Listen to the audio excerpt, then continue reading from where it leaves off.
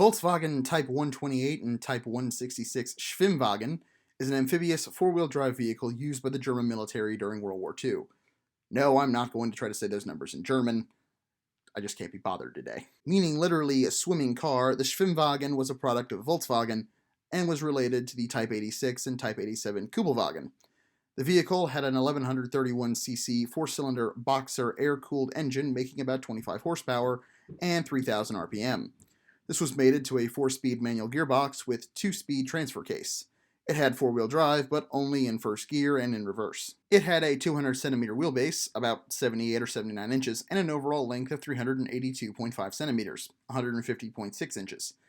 It was 148 centimeters, about 58 inches wide, and 161.5 centimeters, about 64 inches tall. It had a curb weight of about 910 kilograms, a little over a ton. The vehicle used the engine and other mechanics from the Kübelwagen and Type 87 Kübel Beetle command cars, which were in turn based on the KDF wagon, otherwise known as the famous Volkswagen Beetle. The flat floor pans in the chassis of these cars were not suitable for moving through water, so Ferdinand Porsche's car body designer, Erwin Kommende, not sure if I'm saying that right, I'm not sure if I'm saying any of the German in this right, sorry, Erwin Kommende designed a new single-unit body tub.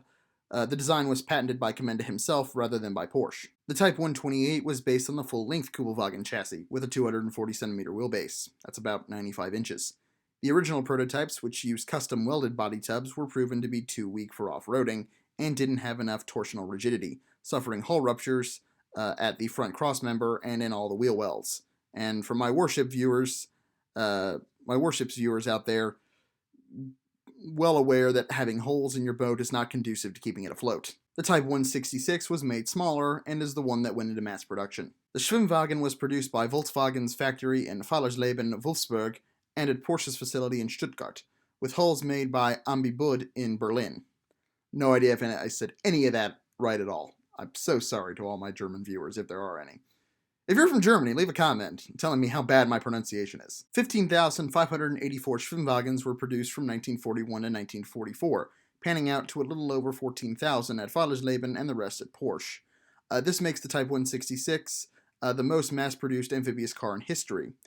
There were only about 189 surviving, 13 of which have survived without restoration. They were pretty much used for the same thing that the Kübelwagen was used for by the Germans in World War II, usually as a form of officer command vehicle, similar to that of the Willys Jeep in U.S. service. All the Schwimmwagens had four-wheel drive in first gear, and in some cases in reverse.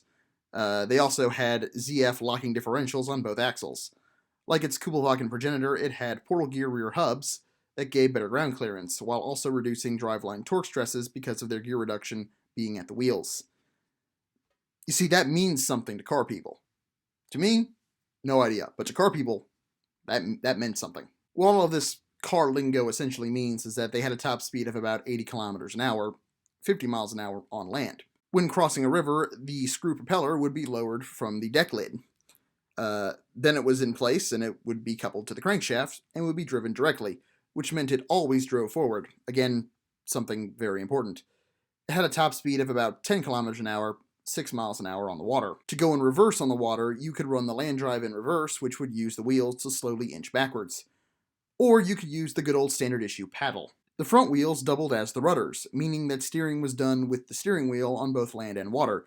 And if this wasn't enough to steer the craft, which it most assuredly wasn't, there was always the paddles. Okay, on to the opinion section. Again, gonna be brief. My opinion on this vehicle is about the same as my opinion on most amphibious cars. Neat idea. Cool, not at all practical. I don't know what the point of this thing was, because how often is it going to be a good thing for a vehicle of this size to be crossing the water? It's not like you're going to be able to lead an entire armored column across the water, because a Tiger tank is not amphibious. A half-track is not amphibious. It's not like you're going to just, lead an entire armored panzer battalion across the river. And it's not like this thing's big enough to really be a troop transport. Like, it's a command car or a scout car.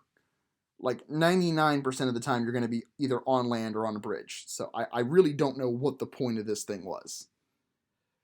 It's cool, for sure. I mean, it's really cool. And, we've been talking a lot about it. I've talked just now that it's not a very good military vehicle. But I'd like to point out that it's probably the most successful amphibious car of all time. I mean, considering that it can fairly reliably go in the water, not capsize, not spring a leak, not, cut out. The engine doesn't cut out.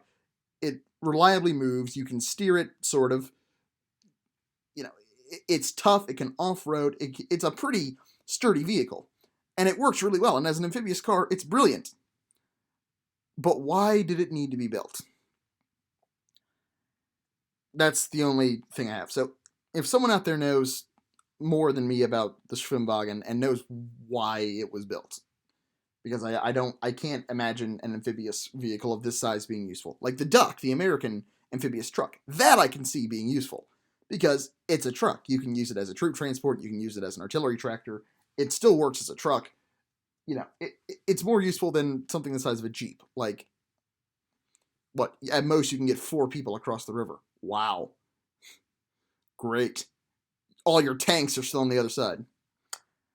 If someone knows more about why this thing was built, please let me know in the comments, because I'm very curious.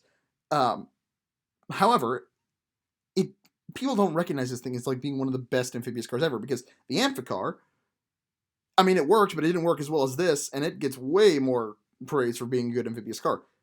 I've never heard of the Schwimmwagen not being water worthy. It works. I don't know what the point of it is. And maybe I didn't see some kind of reliability issues in the brief research I did. Again, I don't do a ton of research on these. I do these videos for me. They're pretty much an introduction thing, a 5-minute history kind of thing. So I might have missed something. Again, you can see in the credits, I don't do a ton of research. I just kind of, I make these videos for me, not as some kind of like dissertation thing. Anyway, I mean, is it a good vehicle? Yeah. Does it have a point? I don't think so. So, I mean, yeah, I like it. It's cool, but it's also kind of pointless. So, that's my opinion on that. I'm recording a bunch of videos in the same day, so it's probably 2021 by this point. No, most assuredly it's 2021 by this point. Everyone still needs to be careful. Still not out of the woods. Go check me out on the social media stuff that I really hope that if I haven't put it on the YouTube channel by now, that I'm doing it soon. It should be up there by now. If it's not, please someone tell me, please. Someone tell me how crap I am for not doing that. But yeah, apart from that, I can't think of anything in particular that needs to be announced. So, till next time, don't forget to like, comment, subscribe, and I'll see you all in the next video. Bye.